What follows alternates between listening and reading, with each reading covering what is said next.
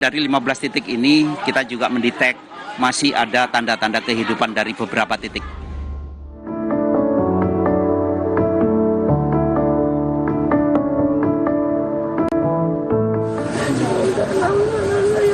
Selamat Pak.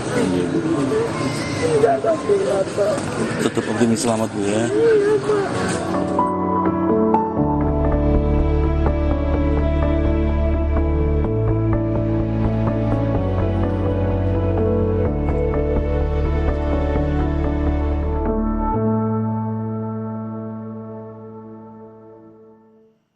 Anda menyaksikan Breaking News Kompas TV, Saudara. Kompas TV mendapatkan video amatir dari tim SAR yang memperlihatkan detik-detik penyelamatan salah satu korban yang tertimbun runtuhan bangunan Pondok Pesantren Al-Khozini di Sidoarjo, Jawa Timur. Dengan dibantu tim SAR, korban berhasil keluar dari celah yang kecil.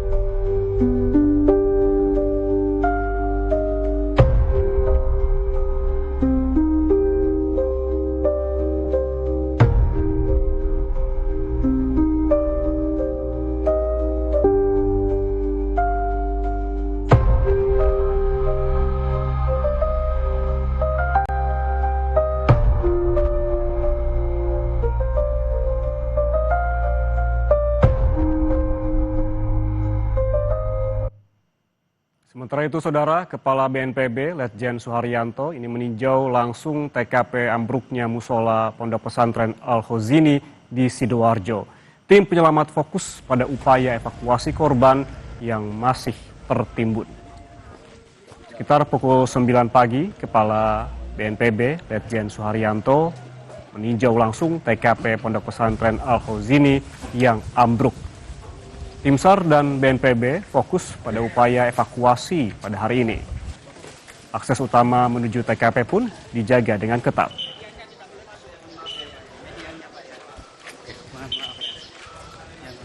Kita sudah rapat koordinasi. Kami berdua, Kepala BNPB dan Kabasarnas hadir tadi pagi langsung atas perintah Bapak Presiden Prabowo Subianto, mengingat terjadinya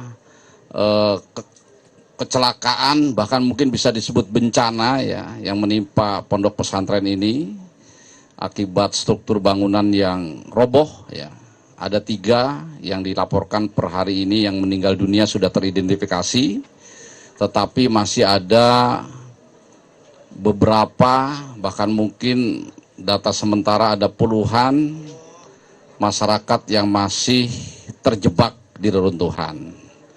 Dalam rapat koordinasi tadi, ya, kami sudah sepakat, ya, ada beberapa klaster yang akan dilakukan. Yang pertama, dari mulai kemarin dan hari ini, kita prioritas fokus kepada pencarian dan pertolongan. Ya, dipimpin oleh Kabasarnas langsung, sampai di mana tekniknya seperti apa. Setelah ini rekan-rekan media sekalian akan mendapat penjelasan dari koordinator yang ngerti di lapangannya seperti apa. Kemudian BNPB ya, kami ini mendukung sepenuhnya operasi dari mulai pencarian pertolongan sampai dengan tahap rehabilitasi rekonstruksi ya. Kita juga akan menjelaskan secara rinci dan detail kepada masyarakat atau keluarga korban yang terdampak. Apakah langkah selanjutnya akan mengevakuasi korban-korban yang sudah dinyatakan meninggal dunia, itu nanti setelah kita semua yakin bahwa yang masih hidup bisa diselamatkan atau tidak bisa diselamatkan. Ya, nanti akan dijelaskan oleh Pak Frijer. Intinya, rekan-rekan media sampaikan kepada seluruh masyarakat Indonesia, khususnya masyarakat terdampak, pemerintah pusat, pemerintah provinsi, pemerintah kabupaten kota, Sidoarjo, ya, TNI Polri, dan semua kementerian lembaga termasuk masyarakat, ini tidak tinggal diam. Kita akan berusaha semaksimal mungkin agar kejadian bencana atau kecelakaan ini bisa segera berlalu dan dampaknya bagi masyarakat yang terdampak secara langsung ini bisa kita bantu secara maksimal, ya. Tentu saja dalam kesempatan ini juga saya menyampaikan ungkapan bela sungkawa yang mendalam dari Bapak Presiden Prabowo Subianto saat kami tadi mau berangkat. Beliau merasa prihatin, ya, terkait kejadian ini. Beliau menitipkan doa kepada keluarga yang keluarganya menjadi korban, agar tabah, agar sabar, dan mudah-mudahan masalah ini, bencana ini cepat berlalu. Dan selanjutnya kita akan pantau bagaimana situasi terkini dari lokasi Pondok Pesantren Al-Hozini di Sidoarjo, Jawa Timur bersama jurnalis Kompas TV Kika Madona dan juru kamera Dika Pratama. Kika, selamat siang. Info terakhir yang Anda dapatkan bagaimana terkait dengan upaya evakuasi siang ini dan data hingga siang ini ada berapa jumlah korban ambruknya pondok pesantren yang masih dievakuasi? Ya, evakuasi hingga saat ini juga masih terus berlangsung. Ada beberapa kesulitan yang juga kemudian dialami oleh petugas dari tim SAR untuk kemudian melakukan evakuasi terhadap korban yang hingga saat ini diduga masih terjebak di dalam reruntuhan dari bangunan Pondok Pesantren Al-Hozini di Buduran, Sidoarjo, Jawa Timur. Lebih lengkap, Yan Rahman dan juga saudara, saya akan ajak Anda untuk berbincang langsung dengan Kepala Basarnas, Bapak Marsikal Madya Muhammad Syafi'i. Assalamualaikum Pak, selamat siang. Ya, hari ini proses pencarian masih terus berlangsung. Untuk korban, apakah untuk hari ini ada korban baru yang juga kemudian dievakuasi? Iya, terima kasih bahwa operasi yang dilaksanakan oleh Badan SAR Nasional dibantu oleh seluruh potensi SAR tetap akan dilaksanakan sampai seluruh korban bisa kita evakuasi. Hari ini memang sudah masuk di hari ketiga. Korban yang kita detek memang masih ada beberapa. Kita mendetek hari ini ada 15 titik yang memungkinkan di situ ada korban. Dan dari 15 titik ini kita juga mendetek masih ada tanda-tanda kehidupan dari beberapa titik. Sehingga upaya penyelamatan ini menjadi sesuatu yang menjadi prioritas. Mohon doanya dari semuanya. Tadi disebutkan bahwa ada yang menyebut tanda-tanda kehidupan, ada tanda-tanda kehidupan di situ. Ada berapa orang sekiranya yang saat ini dalam kondisi yang selamat, dan untuk upaya evakuasi seperti apa Pak? Apakah memungkinkan untuk kemudian dilakukan dari lokasi yang juga kemudian sebelumnya juga sempat disampaikan kalau kondisinya juga cukup berpotensi untuk nantinya bahaya begitu Pak? Seperti itu Pak, gimana Pak? Iya, tentunya pada saat terjadinya reruntuhan ini sebenarnya kondisi yang sangat membahayakan. Baik itu untuk kita sebagai rescuer maupun kondisi korban yang akan kita selamatkan. Pada saat kita mendetek adanya kehidupan di situ, tentunya kita harus sangat berhati-hati. Karena itu dari personil yang kita libatkan untuk pelaksanaan penyelamatan ini, kita gunakan personil-personil yang memang memiliki kemampuan khusus. Karena kita tahu bahwa struktur reruntuhan ini masih memungkinkan apabila ada gerakan lagi itu bisa menimbulkan dampak yang tidak kita harapkan terhadap korban-korban yang masih memungkinkan untuk kita selamatkan. Jadi kita memiliki namanya Basarnas Special Group di mana mereka memiliki sertifikat yang memiliki kemampuan khusus, dan itu dari kemampuan itu juga sebenarnya merupakan standar internasional. Pak, artinya kalau di dalam lokasi tersebut berapa orang yang sekiranya saat ini masih dicari Pak? Tentunya saat ini kita fokuskan ada 6 titik yang kita dengan fasilitas yang kita miliki, mereka dalam kondisi responsif atau dalam kondisi hidup. Dan ada beberapa titik juga dari 6 ini kita sudah bisa menjangkau, kita sudah bisa berkomunikasi, tinggal akses untuk menuju korban ini. Dengan struktur bangunan yang memang sangat labil, akhirnya kegiatan kita untuk menjangkau dari korban ini, kita membuat kanal di bawah tanah untuk bisa menjangkau di titik itu. Karena kita tidak menginginkan itu tadi, dengan alat yang kita gunakan terus menimbulkan getaran sampai akhirnya menimbulkan struktur yang sudah runtuh ini akan menimpah lagi. Gitu. Pak, kalau dilihat dari kondisi situasi yang ada di sana, seberapa sampai harus ada para tim rescue ini juga masih harus terus melakukan pergantian shift seperti itu. Sebetulnya kalau dilihat dari lokasi, situasinya seperti apa sih Pak untuk pergantian tim setiap 2 jam sekali itu Pak? Iya, saya sampaikan sebenarnya lokasi kejadian ini sebenarnya tidak terlalu besar. Tapi yang perlu saya sampaikan bahwa reruntuhan ini ditimbulkan dari bahwa gedung ini ada lantai dasar, lantai 1, lantai 2, lantai 3, dan saat ini kemarin sebelum adanya kejadian itu, lantai 4 sedang dilaksanakan pembangunan. Sehingga dengan beban yang mungkin di situ sudah tidak seimbang sehingga terjadilah runtuh ini. Nah, pada saat runtuh inilah sebenarnya tipe reruntuhan ini sudah dalam istilah SAR itu sudah tipe pancake, di mana lantai 1 sampai lantai 4 ini tertimbun menjadi satu tumpukan. Nah, dari situlah memungkinkan di mana korban ini pada saat itu waktunya bersamaan dengan sholat asar, mereka berkegiatan sholat, pada saat runtuh sangat memungkinkan masih ada celah-celah mereka tertimbun tapi masih ada space. Dan itu sebenarnya. Kemudian kita akan melaksanakan operasi penyelamatan ini tidak mengenal waktu istirahat. Karena itu kita buat 4 shift. Jadi dari jumlah personel yang sudah memiliki kemampuan ini, kita buat shift pertama ada di lokasi di dalam pada saat kita penggalian itu kanal. Shift kedua sudah standby dalam arti membantu sehingga mereka tahu apa yang dilakukan di dalam. Pada saat mereka masuk, mereka sudah tahu melanjutkan kegiatan itu. Shift ketiga mereka briefing evaluasi. Shift keempat sebenarnya istirahat.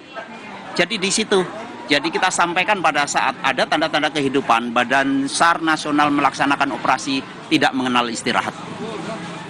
Pak, tadi kan disebutkan bahwa ada 6 tanda-tanda kehidupan yang ada di lokasi kejadian.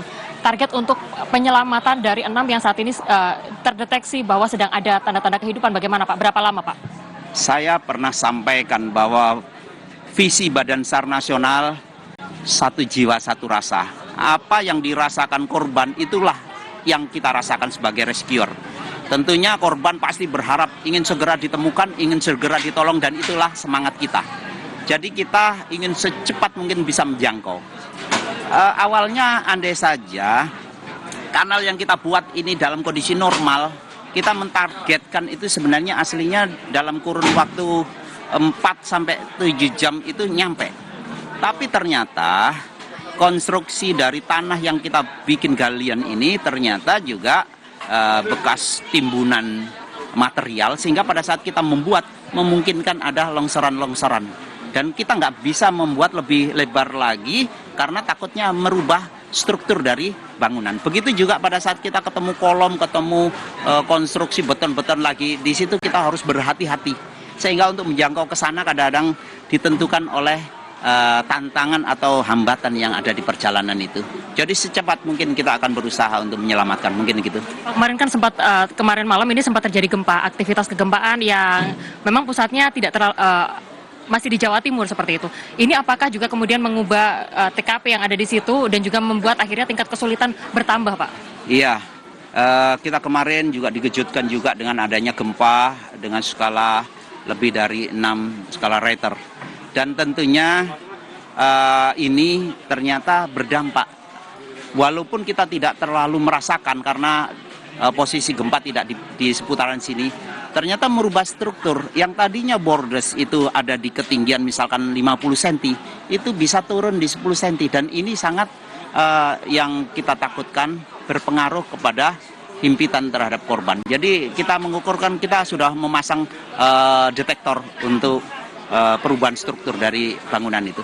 Pak, kalau terkait dengan peralatan-peralatan yang juga kemudian nantinya digunakan untuk melakukan proses evakuasi, apakah juga masih akan dilakukan manual seperti itu, ataukah mungkin juga akan menggunakan teknologi-teknologi lain, Pak, untuk menjangkau korban yang saat ini masih terdeteksi bereaksi seperti itu di dalam lokasi atau tempat kejadian perkara? Iya, saya sampaikan bahwa Badan SAR Nasional dengan seluruh potensi SAR yang ada sebenarnya cukup dengan perlengkapan yang ada. Mulai dari perlengkapan manual sampai kita menggunakan yang berteknologi AI. Saya sampaikan tentunya operasi ini disesuaikan dengan tantangan yang dihadapi. Saat ini pada saat misalkan alat berat sudah standby semuanya. Karena dari pemerintah daerah, dari potensi yang ada, semaksimal mungkin menampilkan potensinya. Tapi pada saat kita masih mengejar untuk mampu menyelamatkan dalam kondisi hidup, tidak mungkin alat berat itu kita gunakan. Karena pada saat alat berat ini kita operasikan, tentunya pasti akan menimbulkan getaran, menimbulkan tekanan yang memungkinkan bisa merubah struktur. Contoh, pada saat kemarin kita begitu ada kabar, kemudian tim datang ke sini, yang dilakukan pertama kali adalah assessment. Pada saat assessment cepat inilah, sehingga kita bisa menentukan bahwa operasi ini harus dilaksanakan secara khusus, sehingga Badan SAR Nasional mengirimkan personil-personil dari Basarnas Special Group, kemudian kita juga menghadirkan potensi yang dari Semarang, potensi yang dari Jogja untuk membantu pelaksanaan operasi. Karena apa? Bahwa reruntuhan yang menimbulkan beberapa orang atau banyak orang yang tertimbun ini disebabkan oleh hal-hal yang khusus. Yang saya bilang tadi, 4 lantai roboh dan tertimbun menjadi satu titik.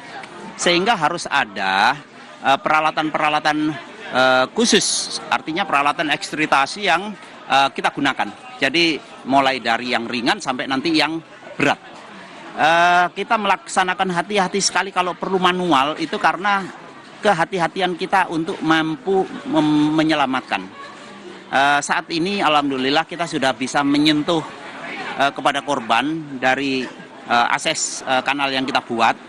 Namun pada saat begitu menyentuh di tempat korban tidak langsung bisa kita angkat. Yang bersangkutan ternyata misalkan dari separuh badannya itu masih terjepit. Dan akhirnya kita juga harus menggunakan peralatan untuk bisa melepaskan dari tekanan yang ada di tubuh itu. Contohnya seperti itu. Tapi nanti pada saat operasi penyelamatan ini sudah bisa kita laksanakan, kemudian dari hasil assessment dinyatakan kemungkinan untuk kita bisa menyelamatkan hidup itu sudah tidak ada. Dari situlah kita akan gunakan secepat mungkin untuk bisa mengevakuasi korban-korban yang bisa kita temukan, dan saya yakin bisa kita temukan karena lokasinya tidak terlalu luas. Iya, mungkin. Pak, kemarin kan sempat juga diputarkan di Kompas TV ada video proses penyelamatan yang dilakukan oleh tim SAR yang kemudian menjangkau 2 orang korban, namanya Yusuf dan juga Haikal. Ini apakah 2 korban ini sudah berhasil dievakuasi atau bagaimana, Pak? Iya, tentunya sebenarnya dalam proses operasi SAR kita sebenarnya dianjurkan untuk tidak menyebut nama, karena ada aturan-aturan dan juga secara etika kita tidak ini. Jadi operasi yang kita laksanakan adalah menyelamatkan korban. Jadi seberapapun korban itu yang menjadi target kita. Salah satu dari yang disampaikan tadi saat ini sudah bisa kita jangkau, mudah-mudahan dalam waktu cepat kita bisa selamatkan. Bapak tadi sampaikan di dalam keterangan pers bahwa peristiwa ini jadi perhatian dari Presiden Prabowo Subianto. Artinya apa mungkin instruksi apa yang juga kemudian diberikan oleh Presiden terkait dengan peristiwa ini? Apakah untuk masa evakuasi beliaunya juga menyampaikan sesuatu terkait dengan masa evakuasi, Pak? Iya, saya sampaikan bahwa pada saat operasi ini menghadirkan Badan SAR Nasional, apalagi juga langsung dari BNPB mendeklar bahwa ini masuk kategori bencana nasional, tentunya ini semuanya adalah hasil assessment yang mengharuskan pemerintah pusat harus hadir. Dan kehadiran Basarnas ini adalah wujud tanggung jawab dari pemerintah untuk hadir di tempat ini untuk melaksanakan operasi. Kebetulan arahan-arahan yang disampaikan beliau tentunya kaitannya dengan kita-kita yang ada di Basarnas adalah sesegera mungkin dengan kemampuan potensi sumber daya yang ada, sarana prasarana yang ada untuk dimaksimalkan untuk bisa menyelamatkan khususnya korban-korban yang bisa diselamatkan. Ada pesan, Pak, ada pesan untuk memberikan semangat bagi tim yang bertugas dari Presiden, Pak? Iya, tentunya pada saat lokasi kejadian ini masih rentan terhadap eh, ancaman baik itu untuk rescuer dan juga untuk survivor, tentunya pesan-pesan pasti di seputaran safety. Jadi kita tidak akan pernah melakukan apapun kalau tidak ada jaminan aman, dan itu menjadi skala prioritas. Jangan sampai kita melaksanakan operasi di kemanusiaan ini malah mengancam dari jiwa para rescuer yang bertugas, mungkin itu. Terima kasih banyak untuk waktunya bersama kami di Kompas TV. Terima kasih banyak. Semoga kita tentunya berharap bersama bahwa dari peristiwa ini atau upaya evakuasi yang saat ini sedang berlangsung, ini bisa berjalan dengan lancar. Tentunya banyak korban selamat yang juga kemudian bisa segera ditemukan dan juga kemudian dievakuasi. Demikian, Yan Rahman. Baik, terima kasih jurnalis Kompas TV Kika Madona atas laporan langsungnya dari pesantren Al-Huzuni, tempat ambruknya pesantren, di mana tadi wawancara dengan Kabasarnas Marsikal Madya Muhammad Syafi'i ini menyebutkan bahwa tim SAR mendeteksi adanya 6 tanda kehidupan di sejumlah titik di tempat ambruknya pondok pesantren di Sidoarjo, Jawa Timur. Dan saudara, sementara itu keluarga korban ambruknya bangunan pondok pesantren Al-Huzuni Sidoarjo ini terus menunggu kabar hasil upaya evakuasi korban yang masih terjebak reruntuhan. Harapan dan juga doa terus dipanjatkan keluarga untuk keselamatan korban. Keluarga santri yang menjadi korban ambruknya pondok pesantren Al-Huzuni di Sidoarjo ini berkumpul di posko SAR gabungan. Sudah beberapa hari ini mereka menginap di posko sambil menunggu kabar evakuasi korban yang dilakukan oleh tim SAR gabungan. Salah satunya keluarga santri atas nama Ahmad Syuhaibi yang berusia 15 tahun asal Bangkalan, Jawa Timur. Hoimah, ibu dari Ahmad Syuhaibi, ini berharap anaknya bisa segera ditemukan dengan selamat.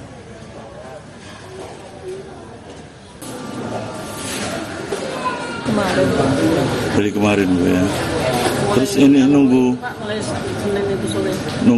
siapa nih Bu, anaknya itu? Anak Anaknya itu sama siapa Bu? Ahmad Suaifi. Ahmad Suaifi. Udah berapa lama anaknya di sini Bu? Kelas berapa sekarang Bu? Sate Senawiyah. Tahu pasti kalau anaknya Ibu di musola itu Bu waktu itu? Dari teman-temannya, Pak. Dari teman-temannya Bu ya. Teman dekatnya. Mengatakan kalau ikut sholat di situ Bu. Tapi sampai sekarang nggak ketemu, Pak. Sudah berapa bulan Bu mondok di sini? Dan untuk mengetahui informasi terkini, kita langsung bergabung dengan jurnalis Kompas TV Adi Mas Budi dan juru kamera Ismail Hasan di RSUD RT Notopuro, Sidoarjo. Adi Mas, selamat siang. Data terakhir yang Anda dapatkan hingga siang ini, berapa jumlah korban ambruknya pondok pesantren Al-Huzuni yang sudah dibawa ke RSUD Notopuro, Sidoarjo? Ya, Yan Rahman dan juga saudara, sampai Rabu siang menjelang sore ini, RSUD Notopuro Kabupaten Sidoarjo terus masih merawat 8 pasien yang menjadi korban runtuhnya bangunan di pondok pesantren Biduran Sidoarjo. Dari 8 orang ini, 1 orang rencananya akan diperbolehkan pulang sore ini karena memang kondisinya sudah membaik. Pihak rumah sakit RSUD Notopuro memastikan kondisi 8 orang yang masih dirawat ini semakin membaik, di mana mereka sudah bertemu pihak keluarga, sudah berbincang, dan sudah bisa tenang, dan mereka bersyukur masih bisa selamat dari peristiwa itu. Sementara itu memang selain di rumah sakit Notopuro Kabupaten Sidoarjo ini ada pasien yang menjadi korban runtuhnya bangunan pondok pesantren di Biduran yang dirawat di rumah sakit Siti Hajar dan juga Delta Surya. Sementara dari data yang kami terima sampai siang ini, di Rumah Sakit Siti Hajar Kabupaten Sidoarjo masih ada 8 orang yang masih dirawat. Sementara Delta Surya ada 4 dan juga di Rumah Sakit Notopuro tempat saya melaporkan ada 8. Yan Rahman. Ya, Dimas, ini proses evakuasi atau penyelamatan masih terus dilakukan oleh tim SAR di pesantren begitu. Apa kemudian antisipasi dari pihak rumah sakit bila nantinya tim SAR menemukan korban dan dibawa ke RSUD? Iya, Yan Rahman, memang pihak rumah sakit baik di Notopuro maupun di Siti Ajar mulai kemarin sudah meningkatkan tingkat kewaspadaan mereka apabila nantinya tim SAR berhasil menemukan para korban untuk dievakuasi ke rumah sakit yang ada di Sidoarjo ini. Salah satunya adalah mereka mempersiapkan atau meningkatkan 20-30% kapasitas tempat tidur untuk pasien. Juga ada penambahan jam kepada dokter spesialis. Juga ada petugas rumah sakit yang juga ditambah jam kerjanya, serta meningkatkan pelayanan yang ada di rumah sakit ini. Sehingga nanti penanganan pada pasien akan diutamakan dan mereka bisa diselamatkan. Ya Rahman.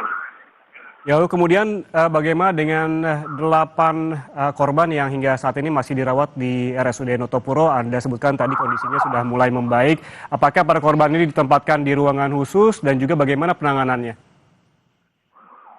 Untuk 8 korban dari runtuhnya bangunan di Ponpes Buduran ini sudah ditempatkan di ruangan rawat inap. Memang sebelumnya rumah sakit RSUD Notopuro ini menerima 1 pasien yang berhasil dievakuasi pada beberapa saat setelah ambruknya pondok itu dalam kondisi tangan teramputasi. Oleh karena itu 1 pasien tersebut sempat dirawat khusus, namun sejak kemarin sudah berhasil dipindahkan ke ruang rawat inap dan keseluruhan memang kondisi pasien sudah mulai membaik. Bahkan Direktur dari RSUD Notopuro pagi tadi menyampaikan hari ini, sore ini akan ada pasien yang sudah diperbolehkan pulang dan kemungkinan besok ada 1 lagi pasien yang sudah diperbolehkan pulang. Ya Rahman. 8 pasien hingga saat ini masih dirawat di RSUD Notopuro Sidoarjo dalam kondisi yang terus membaik. Terima kasih jurnalis Kompas TV, Dimas Budi dan juga juru kamera Ismail Hasan atas laporan langsungnya dari Sidoarjo, Jawa Timur. Selamat bertugas kembali.